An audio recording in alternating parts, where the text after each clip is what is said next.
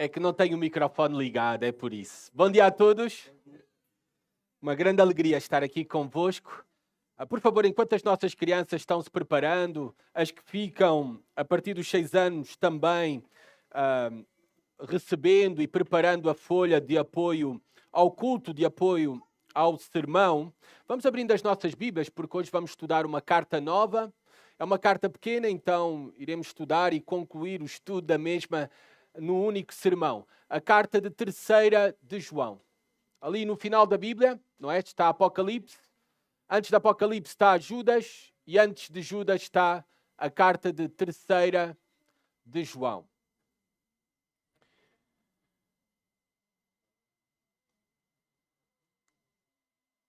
And if you need to translate the sermon, you have the QR code, okay? And you can use to read or listen the sermon, okay? And you can choose the language. Obrigado. Esta parte depois editem, que não saia também quando for...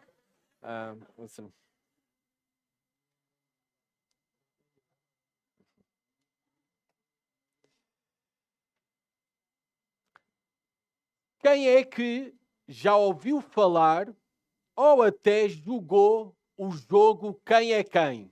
Levante o braço. Quem é quem? Muitos. Já ouviram falar também? Ouviram falar, não? Quem é quem? Mas a maioria sim. A maioria já ouviu falar ou até jogou.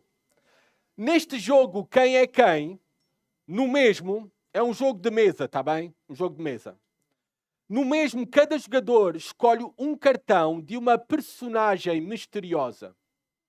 Misteriosa para os demais jogadores, que têm que adivinhar qual é. Em seguida, o jogo é algo muito simples de jogar. Entre os jogadores, eles fazem uso de perguntas em que a resposta só pode ser sim ou não. Por exemplo, a tua personagem é loira. Só pode responder o outro jogador sim ou não. Até que possa ser descoberto o vencedor. Ou seja, os demais jogadores tentam descobrir a carta do outro jogador.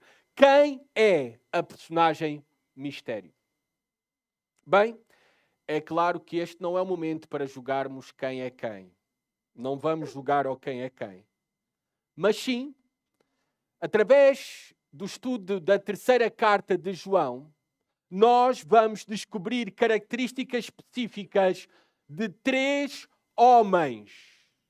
E talvez para nós, 3 homens misteriosos, porque nunca ouvimos falar deles. E na verdade sabemos muito pouco sobre eles, além daquilo que está contido nesta carta.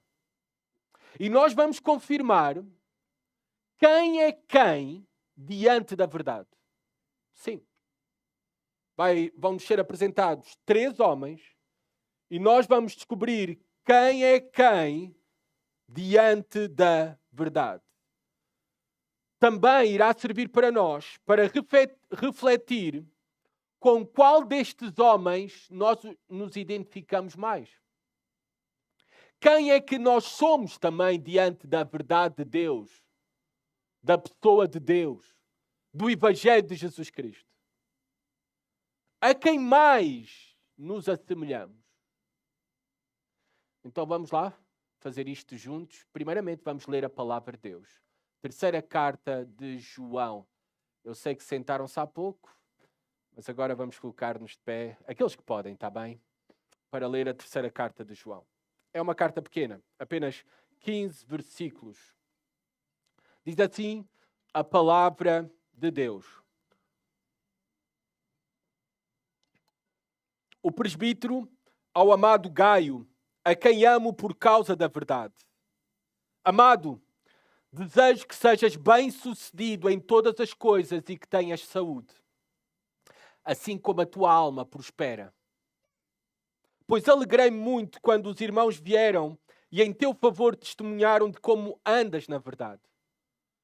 Eu não tenho maior alegria do que esta, ouvir que os meus filhos andam na verdade. Amado, tu procedes com fidelidade em tudo o que fazes para os irmãos, principalmente os que te são estranhos, os quais testemunharam do teu amor diante da igreja. Tu farás bem se os encaminhares na sua viagem de modo digno de Deus. Pois foi por causa do nome que saíram, sem aceitar nada dos gentios. Portanto, devemos acolher os que forem como eles, para que sejamos cooperadores da verdade. Escrevi à igreja, mas Diótrefes, que gosta de ser o primeiro, que gosta de ser o líder entre eles, não nos recebe. Por isso, se eu vos visitar, trarei à memória as coisas que ele faz, proferindo palavras insensatas e maldosas contra nós. Como se isso não fosse o bastante, ele não recebe os irmãos, como também proíbe de fazê-lo os que querem recebê-los, e ainda os exclui da igreja. Amado, não imites o mal, mas sim o bem. Quem faz o bem é de Deus, mas quem faz o mal não viu a Deus.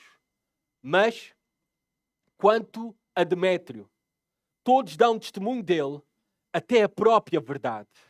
Nós também damos testemunho, e sabes que o nosso testemunho é verdadeiro. Eu tinha muitas coisas para te dizer, mas não quero fazer isso com tinta e pena. Espero, porém, ver-te em breve e falaremos face a face. Paz esteja contigo. Os amigos te cumprimentam. Cumprimenta os amigos daí, um a um. Podem sentar-se, amados irmãos. Vamos então olhar para a primeira personagem que nos é apresentada nesta carta, o primeiro homem. Do versículo 1 ao 8, o primeiro homem que nos é apresentado é Gaio. Gaio é o fiel que anda na verdade. É o amado irmão fiel que anda na verdade. Bem, novamente nesta carta é-nos apresentado quem é o remetente desta carta. Quem é que está a escrever esta carta? Ele se apresenta não pelo nome, mas ele se apresenta da seguinte maneira: o presbítero. Esta é a mesma palavra para ancião. Aqui João, esta palavra ancião, refere-se sim à idade, mas aqui nesta carta, era usado também para se referir a alguém de idade avançada, mas aqui nesta carta, pelo uso do artigo definido, o presbítero, nós sabemos, porque já vimos isso na segunda carta também de João, que o autor está a referir-se à sua posição de supervisor espiritual da igreja. Ou seja, a de pastor. E é nesta autoridade que ele vai escrever esta carta como apóstolo, como pastor e supervisor do rebanho de Deus. O destinatário está claramente identificado com as seguintes palavras: o amado Gaio, a quem amo por causa da verdade. Ou também pode ser traduzido: a quem amo na verdade. Nós já vimos isto. Para o apóstolo Paulo, a verdade é um tema central da vida cristã. Para o apóstolo João, peço desculpa. Para o apóstolo João, a verdade é um tema central nas suas cartas, nas suas 3 cartas. Nós estamos na 3ª carta. A quem amo na verdade. O apóstolo João está-se a referir àqueles que têm o Espírito da verdade. Por outras palavras, aqueles que têm o Espírito de Cristo. Porque a verdade para nós é uma pessoa. É Jesus Cristo. Ele próprio se apresentou assim para nós. Eu sou o caminho, a verdade e a vida. A verdade são as palavras de Jesus Cristo. As palavras de Deus. Aqueles que permanecem na palavra de Cristo, na palavra da verdade, é estes. E é este de forma específica que João destaca que ama. O amado Gaio. Para João, tal como já vimos na segunda carta, na sua segunda carta, para João, o apóstolo João, não pode existir verdade sem amor e amor sem verdade. Isso não existe. Verdadeiro amor, eu estou a falar. Não pode existir verdade sem amor e amor sem verdade, porque o verdadeiro amor vem de Deus. Só aqueles que conhecem a Deus podem amar de verdade. Só aqueles que conhecem Deus conhecem a verdade. E a verdade é apenas uma. Nós não dizemos que todos os caminhos conduzem a Deus. Só existe uma verdade e só existe um caminho. Jesus Cristo é o caminho. Ele é a verdade e as suas palavras para nos conduzir a Deus. Continua na sua carta escrevendo as seguintes palavras de um tom bastante pessoal e carinhoso. Como deve ser os nossos relacionamentos entre nós na igreja. Devemos nos tratar desta maneira. Inclusive até eu tenho o hábito pessoal muito de usar amado ou amados. Versículo 2. Amado, desejo que sejas bem-sucedido em todas as coisas e que tenhas saúde. A palavra grega traduzida na minha tradução Almeida século XXI como desejo, na verdade, o português fica apenas na superfície do sentido desta palavra. O que o apóstolo João está a transmitir é um desejo intenso, que ele é transformado em oração. Ele pede isto a Deus. Até esta mesma palavra no grego, em outros textos no Novo Testamento, está traduzido como oração. Oração. Um pedido. E o que é que ele pede a Deus? O que é que ele deseja, por amor, para Gaio? Primeiramente, ser bem-sucedido. Ser bem-sucedido. Prosperidade. Prosperidade em todas as coisas, inclusive prosperidade a nível material. Então vocês veem que não há nada de errado em desejar prosperidade material. E devemos desejar uns aos outros. Não devemos ter inveja quando isso acontece no nosso meio. Não devemos ter inveja daqueles que têm mais. Esse deve ser o nosso desejo. Se Deus abençoou, louvado seja o Senhor. E devemos desejar isso uns aos outros. Devemos desejar isso também para a nossa própria vida. Obviamente com uma ambição redimida. Buscamos a vontade do Senhor. Mas não é errada a prosperidade. Nos foi vendida uma ideia que a pobreza é que é espiritualidade. E isso não é certo. Está bem? Nem a pobreza determina a espiritualidade de alguém, nem a prosperidade determina a espiritualidade de alguém. E não é errado desejar prosperidade em todas as coisas. A nível profissional, material, económico. E ele acrescenta algo mais. Eu desejo também saúde para ti. Eu desejo saúde. Nós fazemos votos de saúde. Na nossa cultura portuguesa é muito comum, não é? Desejar saúde. Saúde física está-se a referir aqui. Então temos aqui outra lição para nós. E para nós, no meio reformado, isto é algo importante de marcar e salientar, e por isso é que eu estou a ter cuidado de salientar o mesmo. Não há nada de errado pedir por cura. Não há nada de errado pedir por cura. Se nós queremos que o Senhor é soberano em todas as coisas. Se nós queremos que Deus já determinou cada um dos nossos dias. Mas nós devemos nos juntar, fazer jejum, cultos de oração, a pedir a cura de alguma enfermidade, de alguma doença. E devemos esperar que Deus vai curar. Que Ele tem o poder para curar. Devemos desejar isso para a vida dos outros e devemos desejar isso para a nossa própria vida quando estamos a passar por alguma enfermidade. O apóstolo João, movido por amor, deseja saúde. E parece que no mundo reformado nós suprimimos estes desejos, não falamos nos nossos cultos, nos nossos encontros sobre o mesmo, e parece que até não queremos que Deus tem poder para curar. E fica claro, com o exemplo do apóstolo João, que não é pecado desejar prosperidade material, nem é pecado desejar saúde. Está bem? São bênçãos do Senhor para nós. Devemos desejar isso para nós e devemos desejar isso para os outros, especialmente os nossos irmãos. E reparem em que medida ele deseja isto para Gaio.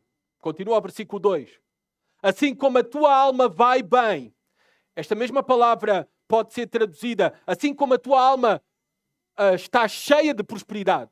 Assim como a tua alma é bem-sucedida. Está a falar da vida espiritual de Gaio. Gaio já era próspero.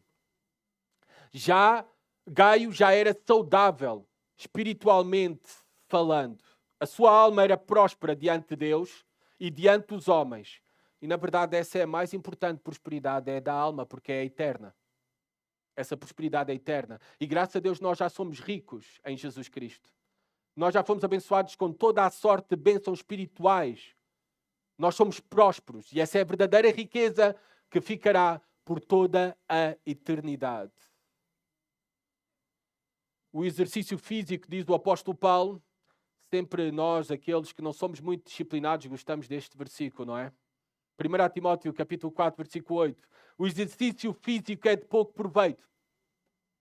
A piedade, porém, para tudo é proveitosa, porque tem promessa tanto para a vida presente, quanto para a futura. Então, o mais importante é esta saúde e prosperidade espiritual. Gaio já tinha isso. O apóstolo João deseja que também seja uma prosperidade e saúde física para ele. Ambas as coisas não são erradas, mas temos de ter as prioridades corretas. Muitos de nós nos investimos mais tempo, recursos, energia, preocupação com o nosso corpo e o cuidado do nosso corpo, em vez de cuidar da nossa alma, está bem?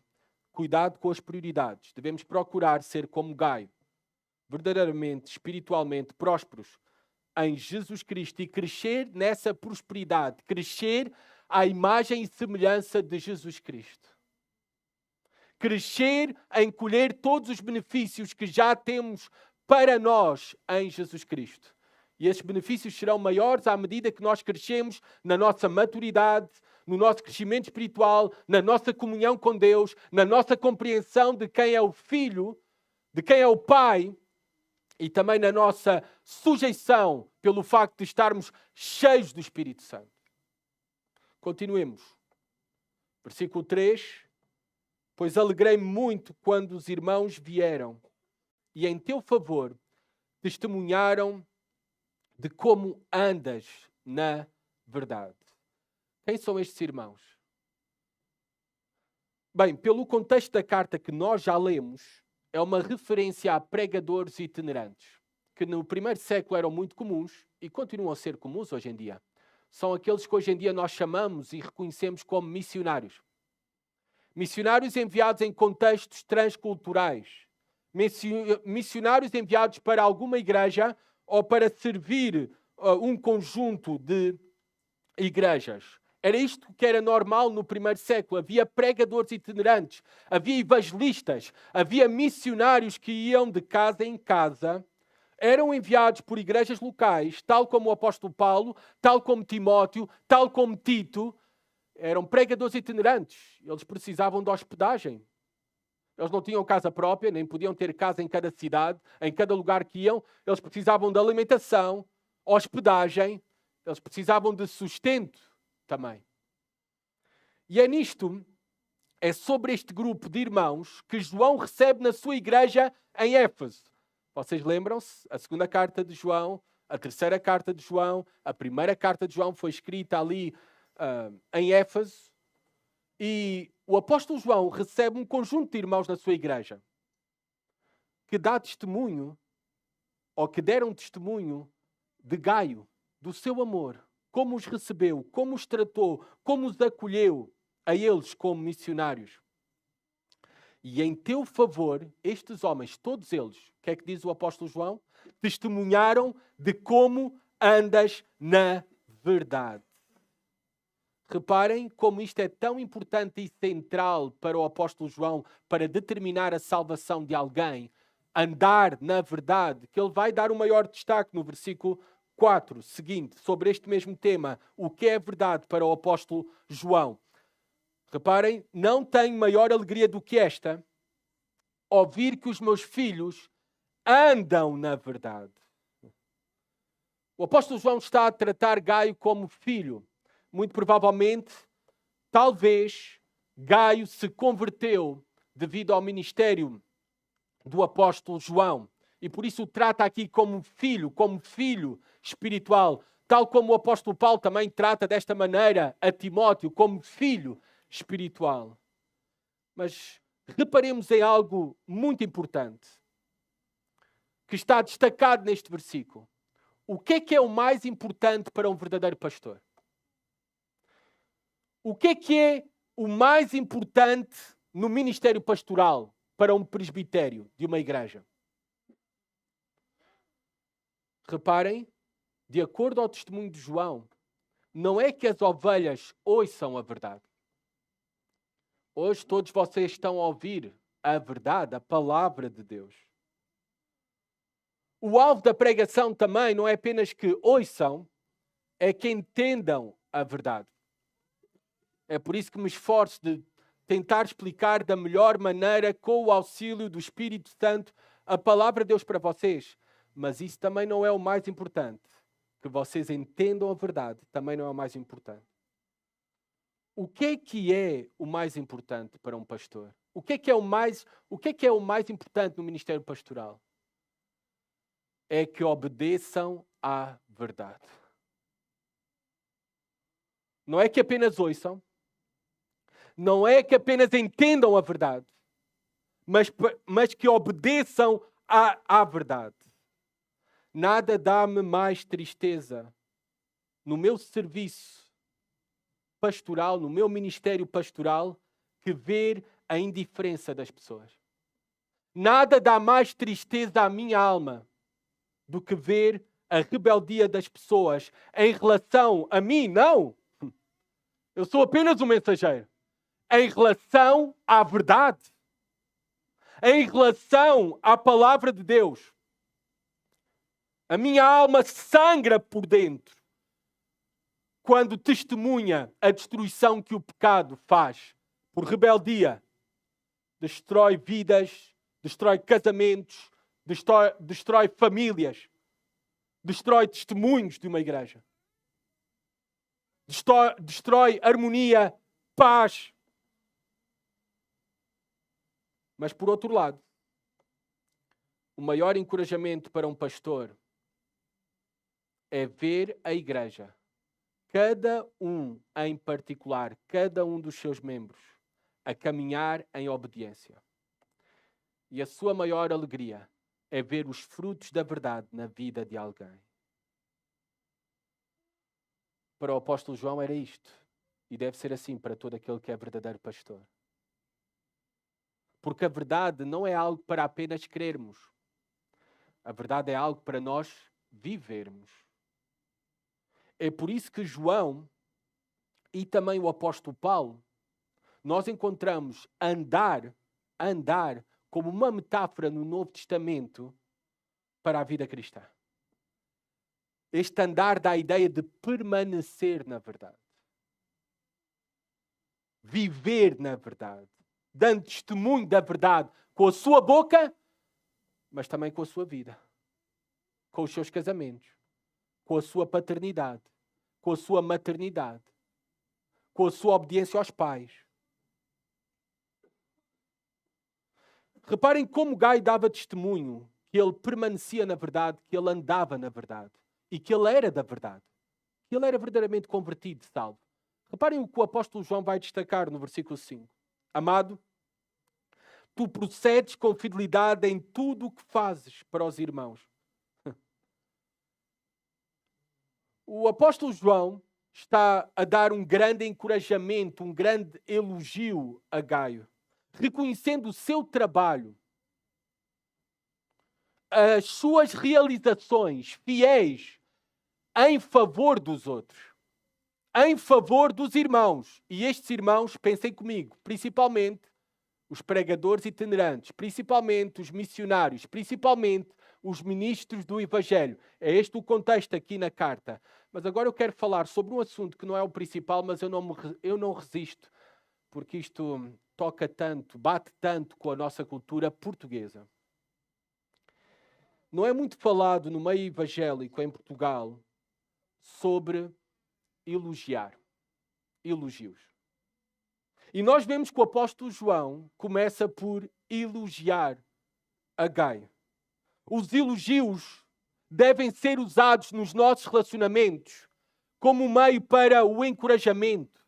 Uma igreja que ama é uma igreja que encoraja. Uma igreja que encoraja é uma igreja que elogia. Não é bajulação, não é dar graxa, não é lisonja. Isso é pecado. Estamos a falar de elogios sinceros, verdadeiros, com o alvo de encorajar aquela pessoa a permanecer na verdade e a praticar e a frutificar mais em boas obras. Uma igreja que ama é uma igreja que encoraja. Uma igreja que encoraja, necessariamente, é uma igreja que elogia. E nós vemos ao longo do Novo Testamento vários exemplos de elogios sinceros e piedosos. Nós não temos tempo de ir a outras partes da Bíblia. Temos que nos concentrar no estudo desta carta. Mas nós temos o apóstolo Pedro, para aqueles que estão a tomar nota, a elogiar Silvano por ser um irmão fiel. Em 1 Pedro capítulo 5, versículo 12. Agora querem ver dois exemplos na mesma carta, ao final, numa despedida da carta do apóstolo Paulo, dois exemplos de elogios específicos e como o apóstolo Paulo tinha esta prática de elogiar homem e mulher no seu serviço ao Senhor. Vamos a Romanos, deixei aqui a marca em 3 João. Vamos a Romanos, a carta aos Romanos, capítulo 16.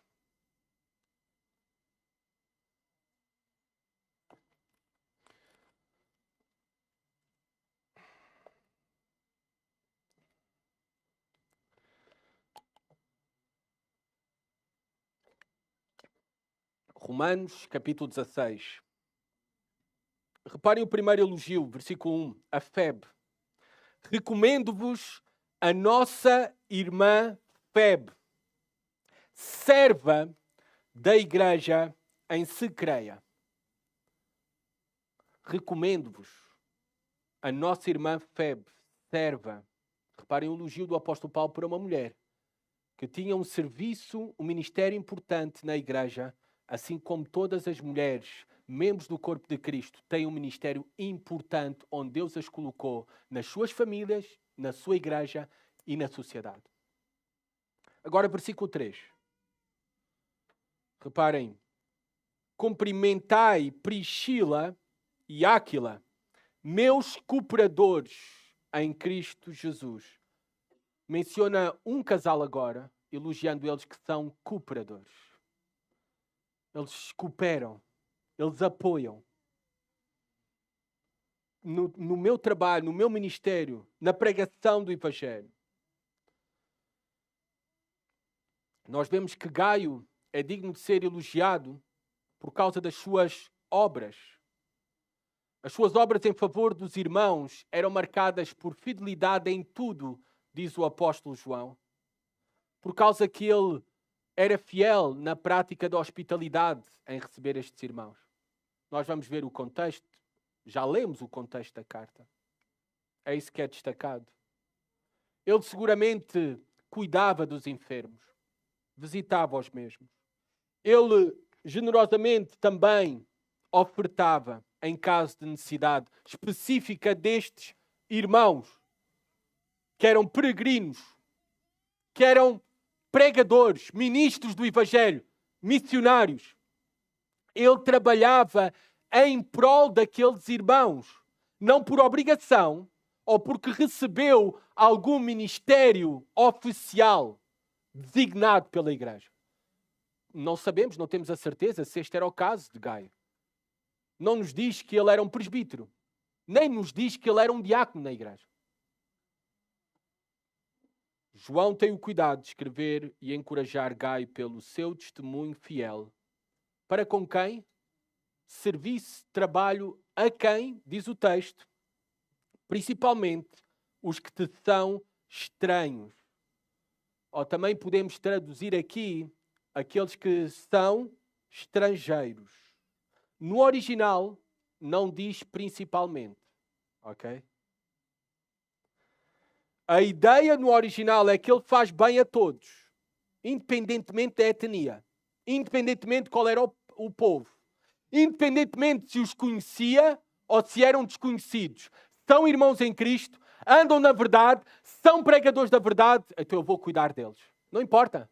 Não importa o país, não importa se é português, se é brasileiro, se é chinês, não importa. Este era o testemunho de Gaio, ele não fazia acepção de pessoas. E não devemos também nós, como igreja, de o fazer. Nem por classe social, nem por etnia, nem por passaporte, nada. Nada. Porque nós aprendemos isso do nosso próprio Deus e nós somos chamados a imitar a Deus. Romanos, capítulo 2, versículo 11, não tem que abrir, diz, porque para com Deus não há acessão de pessoas. A salvação é para todos. Todos. É por isso que em Apocalipse nós temos uma visão que de toda a tribo, de toda a língua, de toda a etnia, de todos os povos, estará reunida uma grande congregação por toda uma eternidade, porque Deus não faz acessão de pessoas. Nós não devemos fazer acessão de pessoas. Não devemos tratar as pessoas por causa da sua etnia de maneira diferente. Nem devemos dar prioridade a uns sobre os outros. Esta frase que hoje politicamente nós ouvimos, primeiro os portugueses, ela não tem lugar aqui na igreja. Não tem lugar. Esta não é uma mensagem cristã. Nós vemos que não fazemos acessão de pessoas. E nós somos chamados a servir todos. Porque é isto que aprendemos da parte do nosso Deus. Portugueses primeiro não é pensamento para usarmos na igreja, nem é linguagem para termos na igreja. Vocês veem que eu não bato só na esquerda, já viram? Também na direita. Os quais testemunharam do teu amor diante da igreja. Estes missionários perante a igreja de João testemunharam do amor de Gaio por eles e por todos os irmãos. Versículo 6, voltando ali à carta de 3ª a João. Tu farás bem se os encaminhares na sua viagem de modo digno de Deus. Tu farás bem é uma expressão idiomática no grego que, na verdade, o sentido é por favor. Na verdade, é um pedido que está a fazer o apóstolo João a Gaio. Por favor, continua a fazê-lo. Continua a cuidar destes irmãos, destes pregadores da verdade, destes missionários. Por favor, continua a praticar a hospitalidade para com eles. Porque é este o sentido. Se o encaminhares na sua viagem, é para recebê-los bem, mas também para dar a provisão necessária para chegarem à outra cidade, para chegarem à outra igreja. A hospitalidade era algo culturalmente esperado no século I, no primeiro século. Quando João escreve esta carta, a hospitalidade era algo esperado naquela cultura. Por não cristãos. Mas o apóstolo João e o ensino das Escrituras para nós como cristãos é que a hospitalidade para nós é um dever. Não é algo esperado, é um dever. A hospitalidade é um dever. A hospitalidade deve ser também, diz as Escrituras, um testemunho de uma mulher cristã piedosa. Nós temos isso em 1 Timóteo, capítulo 5, 10, versículo 10. A hospitalidade deve ser uma virtude de uma mulher cristã piedosa. Porquê é que eu estou a dar ênfase às mulheres? Porque eu sei que muitas vezes as mulheres, eu sei que os homens fazem tudo de qualquer maneira. Não importa como recebem, que toalha metem na mesa, não importa se a casa está suja, arrumada, isso não importa. Tudo serve, qualquer coisa serve para receber alguém em casa e as mulheres se preocupam mais, de maneira diferente e bem, graças a Deus, por esse equilíbrio. Mas atenção, mulheres, a tua casa não é um santuário que ninguém possa entrar, nem deve ser. E tu deves ser uma encorajadora para quando o teu marido quer receber alguém, para tu inclusive te sacrificares também. Talvez a casa não está como tu querias que estivesse. Na verdade, nunca vai estar, porque o nosso coração é um poço de insatisfação e frustração. Mas a prática da hospitalidade é uma virtude cristã. Especialmente para com os missionários, os ministros do Evangelho.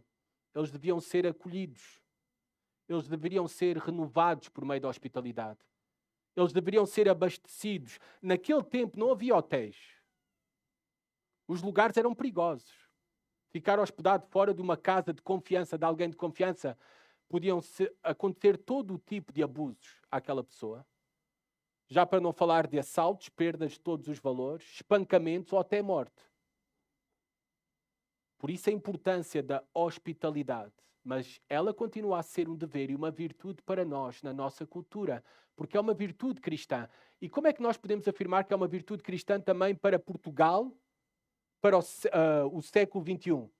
Porque é um dos requisitos para os anciãos e presbíteros, sede hospitaleiro. Ele tem que ser hospitaleiro. É uma virtude cristã que não tem a ver com a cultura, não tem a ver com o tempo. Deixem-me fazer aqui uma aplicação bem prática. Talvez hoje é um bom domingo para tu convidares alguém para ir almoçar à tua casa. Alguém talvez até que está aqui pela primeira vez. Mas só pelo simples facto que tu amas o próximo. E tu amas compartilhar a verdade. Até pode ser que nem conheça a Jesus Cristo como Senhor e Salvador. Mas tu amas compartilhar a verdade, tu vais convidar. Ou então, é alguém que nos visita aqui pela primeira vez e tu vais convidar para almoçar à tua casa porque tu amas aqueles que andam na verdade, aqueles que confessam a verdade também. 3 razões são dadas aqui para apoiar os missionários. 3 razões são dadas aqui para apoiar os servos fiéis do Senhor. Os ministros do Evangelho. Versículo 7, reparem. Primeiramente, o apóstolo João diz a Gaio, deves-te continuar a apoiar, por meio da hospitalidade e a cuidar deles, destes irmãos, por causa da dignidade do seu trabalho. Reparem o que diz o versículo 7. Foi por causa do nome que saíram. E eu creio que aqui o nome é uma referência específica a Jesus Cristo. Sabemos que naquela cultura, a cultura do primeiro século, a cultura, por exemplo, judaica, o nome de alguém estava essencialmente ligado à sua identidade. É por isso que os nomes eram mudados, alterados, e temos vários exemplos disto mesmo ao longo das Escrituras. O nome de Jesus representa tudo o que ele é. Nós sabemos o que é que significa o nome de Jesus. Obviamente, Jesus é a forma latina do grego, que nós dizemos Jesus, que vem do hebraico Joshua ou Jeshua. É o nome que significa Yahvé, ou Javé, ou Jeová, ou Yahweh. Ninguém sabe como se pronuncia. Quem te disser que sabe está a mentir, tá bom? Que significa Jeová é salvação. Yahvé é salvação. E nós devemos de apoiar os missionários, os pregadores da verdade, aqueles que saíram por causa de Jesus Cristo. Ou seja, aqueles que são fiéis testemunhas da verdade, do Evangelho de Jesus Cristo. E esta é uma exortação para todos nós, como igreja, comunitariamente e individualmente. Tu não olhas para o trabalho dos pastores, dos ministros do Evangelho, o trabalho dos missionários, e eu estou a falar missionários, não mercenários. Porque há muitos mercenários por aí. E há muitos que são reconhecidos como missionários, mas não fazem a obra efetivamente missionária, de ser testemunhas de Jesus Cristo, de pregar o Evangelho de Jesus Cristo. Porque é isso que é um missionário. Ou foi para isso que foi enviado. É isso que vemos nas Escrituras. Se nós não olhamos para o trabalho dos ministros do Evangelho como dignos do nosso apoio, como dignos de nós participarmos no mesmo como igreja, como dignos do nosso encorajamento, então o teu coração, à luz das Escrituras, ele está seriamente doente. Porque isso é um sinal que tu não desejas promover a verdade, tu não amas a verdade. Por outras palavras, tu não estás preocupado com a glória de Cristo. Porque Ele é a verdade. Segunda razão que o apóstolo João dá para apoiarmos os servos fiéis do Senhor. A segunda razão é a ausência de apoio por parte do mundo. O apóstolo João diz, porque eles, sem aceitar nada dos gentios. No sentido no original é, nada receberam dos gentios. Ou seja, João está a fazer referência àqueles que não são parte do povo da aliança de Deus. E como tal, como não são parte, eles também não contribuem e não têm o porquê de contribuir. Não é da responsabilidade deles.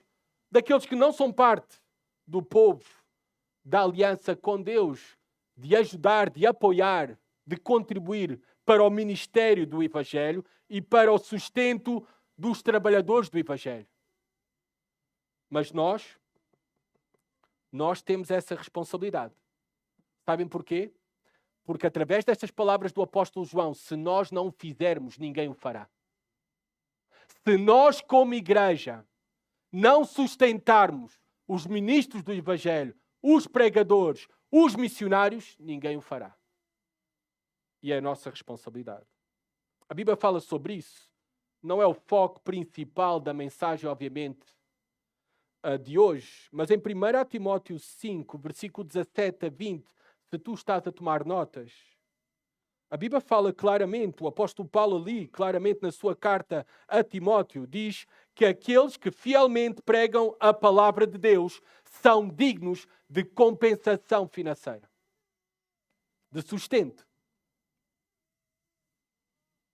No antigo catequismo cristão do primeiro século, muito interessante, chamado Didaquê, talvez já ouviram falar do mesmo, este documento também é chamado a Instrução dos 12 Apóstolos. É um documento do primeiro século. Talvez é o primeiro manual de discipulado que alguma vez foi escrito. Neste documento diz o seguinte, dando orientações para as igrejas. Recebamos todo o apóstolo. Naquele tempo ainda havia apóstolos no primeiro século. O apóstolo João era um deles. Recebamos todo o apóstolo, mestre e evangelista quando chegue como se fosse o Senhor. Mas não deve ficar mais de um dia. Não obstante, em caso de necessidade, também que fique para o dia seguinte. Se fica 3 dias, se trata de um falso profeta. Tinham que ter regras, porque haviam falsos mestres também circulando. Ao partir o apóstolo, não deve aceitar nada mais que comida suficiente para levar até o seguinte alojamento. Se pede dinheiro, é um falso profeta. Eram estas orientações para as igrejas do primeiro século. Amados, é por isso que eu creio que a nossa prática de ministros do Evangelho não é pedir dinheiro. Tu pedes a Deus. Mas é responsabilidade da igreja de sustentar. É responsabilidade da igreja de cuidar. É responsabilidade da igreja de dar as condições. Da igreja, eu estou a falar da igreja local, juntamente com a igreja universal, é da nossa responsabilidade. Agora, também não é para receber, apoiar, sustentar ou hospedar qualquer um. Na segunda carta de João nós vimos, os falsos mestres nem é para dar as boas-vindas, nem os convites para comer, deixa passar fome. Não os recebas na tua casa. Isto é muito importante e deixem-me novamente frisar isto. Esta semana nós ouvimos a notícia, vou dizer porque é um falso mestre, não tenho nenhum problema de dizer. Benny Hinn, não é deste movimento neocarismático, neopentecostal. Benny Hinn anunciou o seu segundo divórcio, segunda vez que se divorcia. Tenho a certeza que hoje a sua igreja, as instalações da sua igreja estão cheias. Porque há muitos que continuam a apoiar esses falsos mestres. Eles são culpados e são responsáveis por alimentar, cuidar, pagar. É um teleevangelista, entre aspas, mais famoso que existe, Benny Hinn.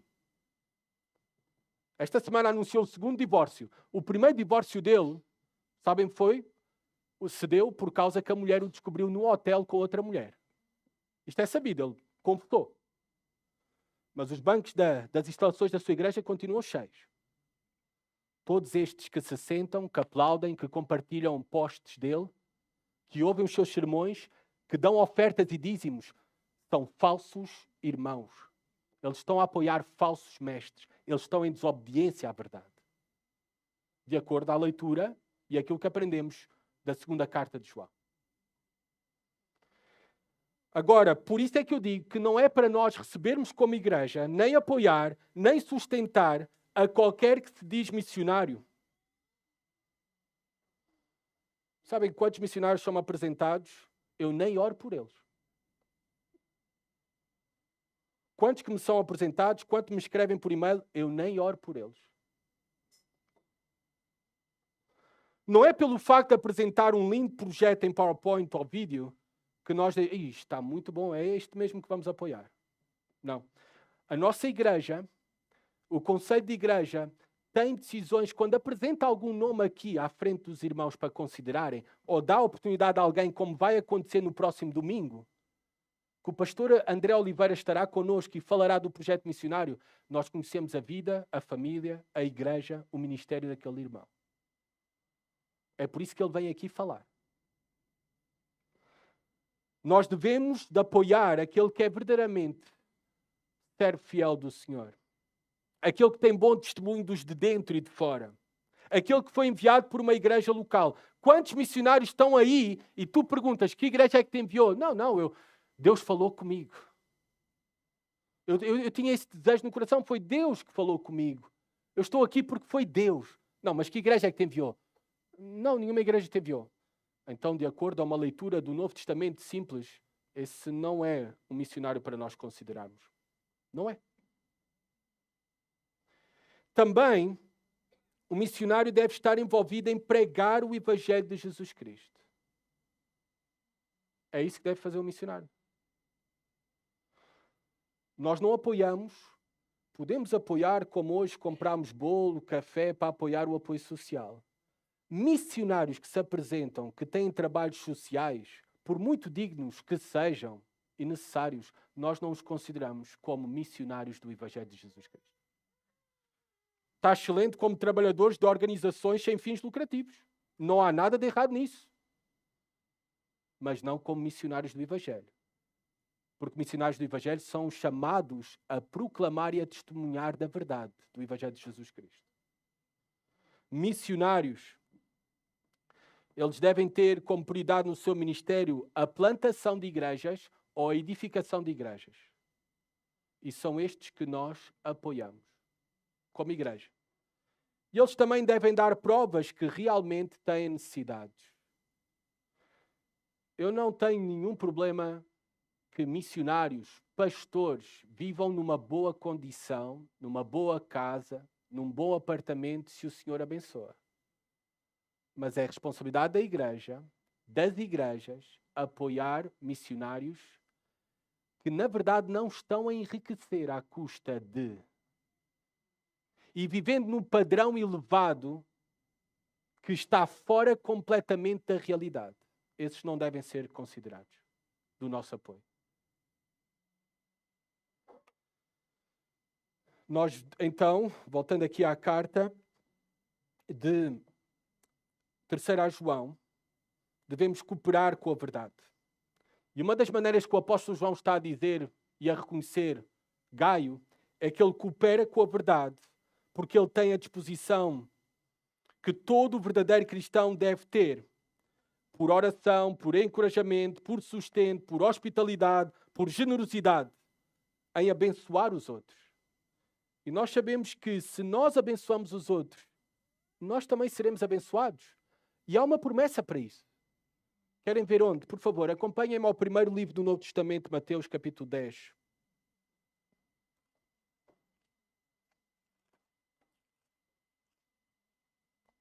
Mateus capítulo 10, versículo 40 a 42. Diz assim a palavra de Deus.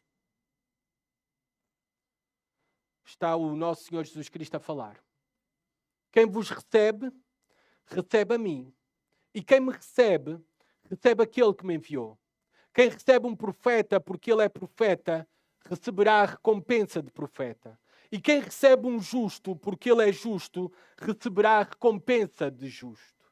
E aquele que der até mesmo um copo de água fresca a um destes pequeninos, está a falar de discípulos, não é crianças. A um destes pequeninos, porque é meu discípulo, em verdade vos digo que de modo algum perderá a sua recompensa. Reparem, quem recebe um profeta, porque ele é profeta, receberá a recompensa de profeta.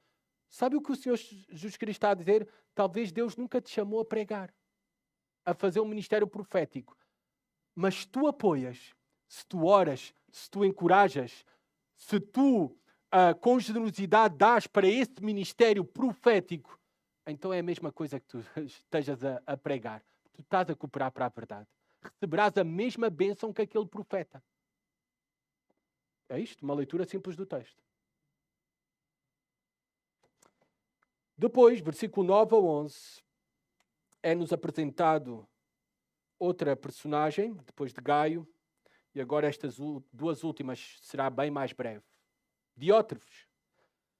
Diótrefes é apresentado como o homem maldoso que se opõe à verdade. Versículo 9. Escrevi à igreja, mas Diótrefes, que gosta de ser o líder entre eles, não nos recebe. Nós não sabemos a que carta o apóstolo João está a fazer referência. Não sabemos se é a segunda carta de João ou se outra carta que se perdeu, e se perdeu é porque a mesma não era inspirada. Não se preocupem, se ela for achada, nós podemos ter a confiança que ela não é inspirada por Deus. Esta é a palavra de Deus que nos foi dada. Este homem, Diótrefes, era um homem influente na igreja. E fazia parte da mesma igreja à qual Gaio pertencia, mas o contraste de ambos era demasiado evidente. O contraste de ambos não era sobre aquilo que eles acreditavam ou ensinavam, mas naquilo que ambos praticavam. Aí estava o contraste, nas obras. E nós podemos ver que na igreja do Senhor e numa igreja verdadeira, nós iremos encontrar boas representações da verdade, mas infelizmente também vamos encontrar más representações da verdade. Estas más representações são as que irão causar maior oposição à verdade. São as más, os falsos irmãos, os falsos mestres que estão dentro de nós, que se opõem e prejudicam grandemente o ministério da proclamação da verdade de Deus, do Evangelho de Jesus Cristo. Reparem qual era o problema de Diótrefes. Ele gosta de ser o líder entre eles, não nos recebe. Ou seja, ele ama ser o primeiro. É este o sentido no original. Ele é alguém que ama ser o primeiro. Reparem, nós podemos estar num ambiente religioso e os nossos corações não terem o foco em buscar primeiro o reino de Deus, mas o nosso próprio reino. Em nós até podemos estar aqui a cantar, eu até posso estar aqui a pregar, mas o meu interesse é a glória dos homens, não a glória de Deus. Era isto que acontecia com Diótrefes. Era isto que acontecia com os fariseus e escribas. Em João capítulo 12, versículo 43, diz sobre os escribas e os fariseus que eles preferiam a glória dos homens à glória a Deus. Há homens que ocupam lugares, ministérios na igreja, de liderança, ou outros ministérios unicamente porque os mesmos alimentam o seu ego. Eles são egocêntricos. E quando é assim, eles olham para os demais como rivais. Eles fazem tudo. Eles dirigem o culto, eles dão os anúncios, eles pregam, eles fazem tudo. Eles não delegam, eles não treinam, não investem em formar outros, porque eles olham para os outros como rivais. Porque eles estão à procura de ser os primeiros. E dentro da igreja só há um que é primeiro, só há um que é cabeça, e é Jesus Cristo. Que isso fique claro para todos nós. Eles não aceitam que ninguém possa desviar as atenções deles. É por isso que uma vez eu ouvi de um certo pastor, eu não convido ninguém a pregar na minha igreja porque ninguém prega melhor do que eu. Ele não convida ninguém a pregar na sua igreja para que os membros não descubram que há melhores pregadores do que ele. Diótrefes era movido por um egoísta, um invejoso. E a inveja se manifesta de diversas formas. E ela pode estar presente no nosso coração. Ela se manifesta em nós rejeitarmos elogiar alguém, encorajar alguém nos nossos relacionamentos, no nosso contexto de igreja. A inveja se manifesta em que estamos sempre prontos para criticar os outros. Sempre. Sempre temos uma crítica, algo mal a falar. Nós podemos ver que isso é um sinal de inveja. Quando sempre vemos o mal, sempre criticamos, da nossa boca não sai nenhum elogio, nenhum encorajamento. Não há nada bom para dizer. Isso é um coração invejoso. É um coração com o mesmo espírito de Diótrefes. Nos líderes é visto em aqueles que querem controlar tudo. Eles não delegam. Eles não partilham a liderança com ninguém. Eles querem controlar tudo.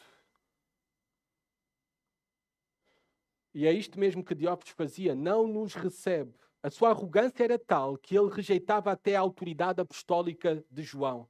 E rejeitar a autoridade apostólica era rejeitar a autoridade do próprio Cristo, porque nós sabemos que a igreja foi fundada na doutrina dos apóstolos. Ele não amava a verdade. Ele não estava preocupado com a verdade. Estava preocupado consigo mesmo, com o seu ego. Por isso, se eu vos visitar, trarei à memória as coisas que ele faz, diz o apóstolo João. O apóstolo João diz, ele deixa um aviso, uma advertência, dando tempo a Diótrefes que se arrependesse.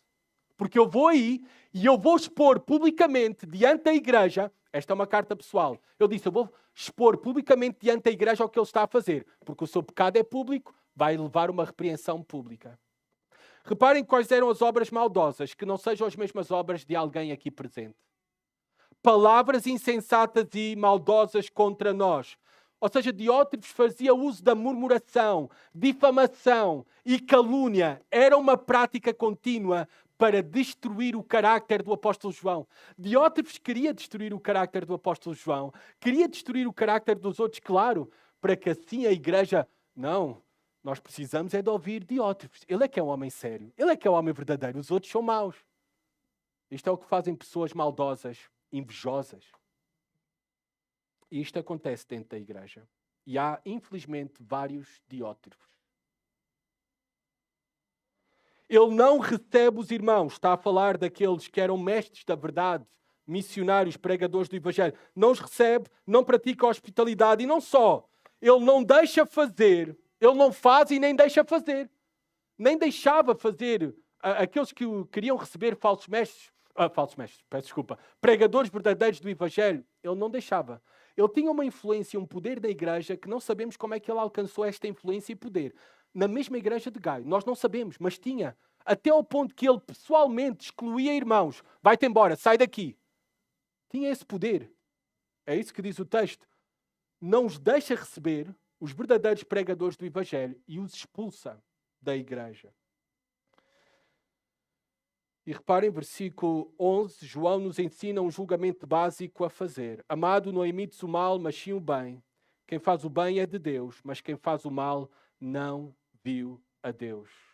Este é um julgamento básico que todos nós devemos fazer. Somos chamados a sermos imitadores de Deus.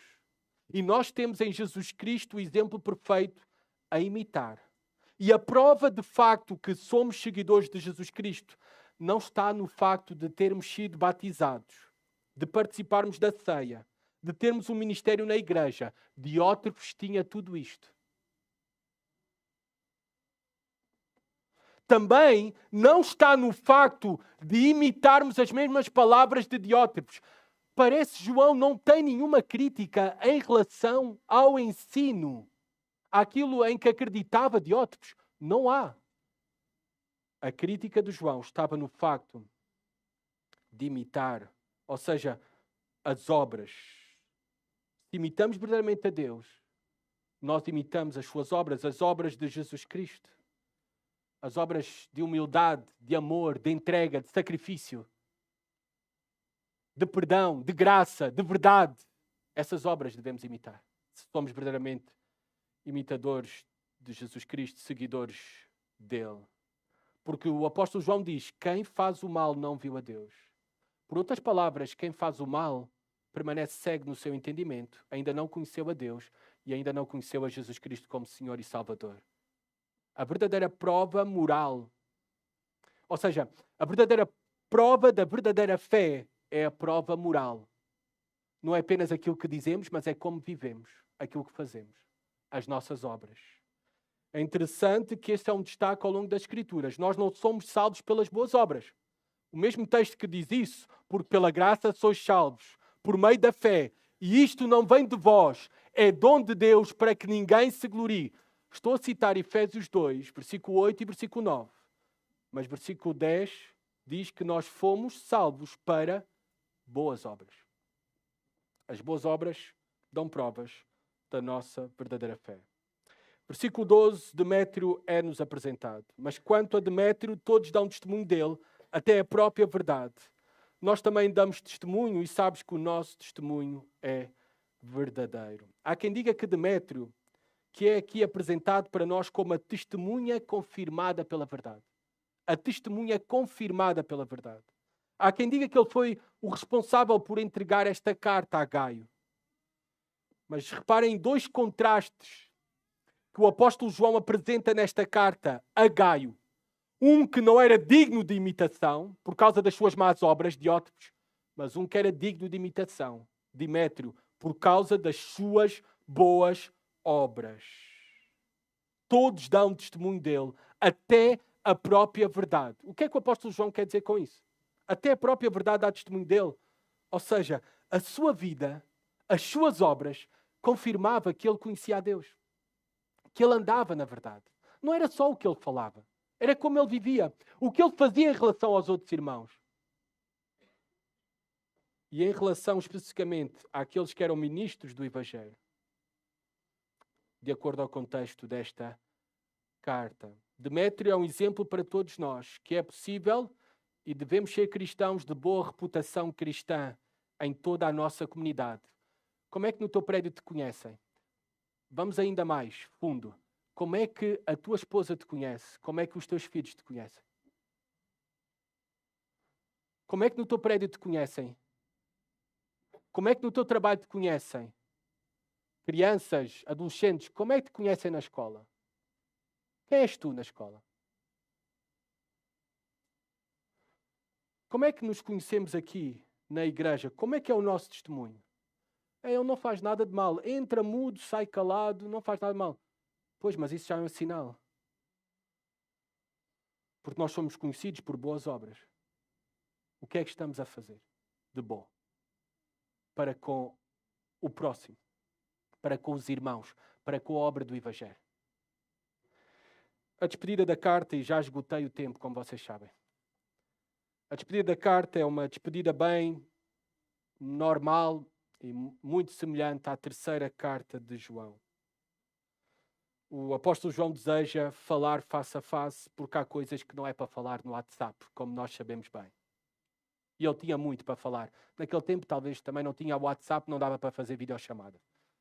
E não há nada como a comunhão presencial.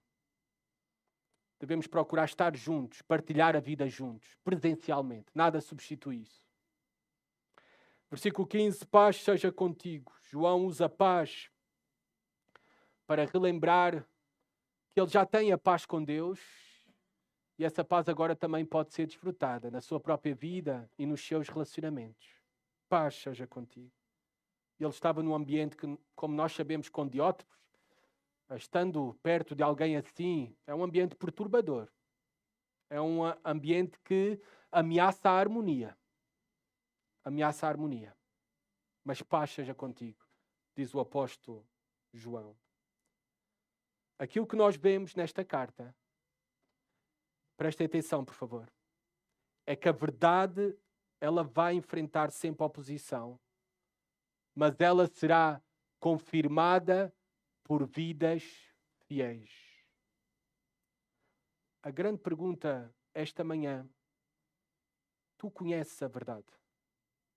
Tu já conheces Jesus Cristo, o Filho de Deus, aquele que se encarnou para viver uma vida perfeita, para nos tornar, para se tornar o nosso perfeito representante, para morrer em nosso favor, pelos nossos pecados, para pagar o preço que nós não poderíamos pagar, para a nossa redenção, para a nossa salvação, para que assim pudéssemos ser aceitos por Deus como seus filhos.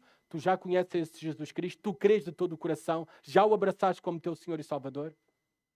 Porque Ele é o caminho, a verdade e a vida. Ninguém vai ao Pai senão por Ele. Andar na verdade, como nós vimos, é andar nas mesmas boas obras de Jesus Cristo. Tu amas os discípulos do Senhor Jesus Cristo? Tu apoias a pregação da verdade? Apoias inclusive com o teu tempo, com as tuas orações, com as tuas ofertas, o ministério do Evangelho neste lugar? Tu praticas a hospitalidade para prover a renovação, descanso e provisão para outros? Tu és marcado pela humildade ou pelo orgulho, como Diótrefes? Ou pela humildade de Gaio e Demétrio? Tu és marcado, a tua vida é marcada por serviço ou, na verdade, por domínio, por controlo, por querer ser o primeiro? Quem é que tu és?